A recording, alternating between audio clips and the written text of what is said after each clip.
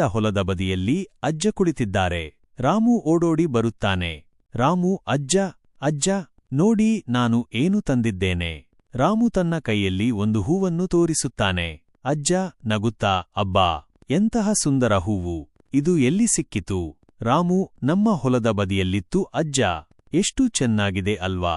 ಅಜ್ಜ, ಹೌದು ಕಂದ, ನಮ್ಮೂರೇ ಹಾಗೆ, ಎಲ್ಲೆಲ್ಲೂ ಹಸಿರು, ಶಾಂತಿ. ಈ ಹಸಿರೇ ನಮಗೆಲ್ಲ ನೆಮ್ಮದಿ ಕೊಡುವುದು. ನೀನು ಸಹ ಈ ಪ್ರಕೃತಿಯನ್ನು ಪ್ರೀತಿಸು. ರಾಮು, ಖಂಡಿತ ಅಜ್ಜ, ನಾನು ಯಾವಾಗಲೂ ನಮ್ಮೂರನ್ನು ಪ್ರೀತಿಸುತ್ತೇನೆ.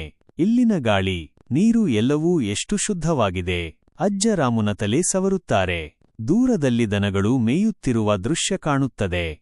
ಸಂಜೆಯ ಸಮಯ. ಅಜ್ಜ ಮತ್ತು ರಾಮು ಮನೆಯಂಗಳದಲ್ಲಿ ಕುಳಿತಿದ್ದಾರೆ. ರಾಮು, ಅಜ್ಜ, ನಾಳೆ ನಾನು ನನ್ನ ಸ್ನೇಹಿತರೊಂದಿಗೆ ಆಟವಾಡಲು ಹೋಗುತ್ತೇನೆ. ಅಜ್ಜ, ಒಳ್ಳೆಯದು ಕಂದ, ಆದರೆ ಎಂದಿಗೂ ನಮ್ಮೂರಿನ ಮಣ್ಣನ್ನು ಮರೆಯಬೇಡ. ಈ ಮಣ್ಣೇ ನಮಗೆ ಅನ್ನ ನೀಡ. ರಾಮು, ಇಲ್ಲ ಅಜ್ಜ, ನಾನು ಯಾವತ್ತೂ ನಮ್ಮೂರನ್ನು ಮರೆಯುವುದಿಲ್ಲ. ಅಜ್ಜ ಮಂದಹಾಸ ಬೀರುತ್ತಾರೆ. ಕತ್ತಲು ಆವರಿಸಲು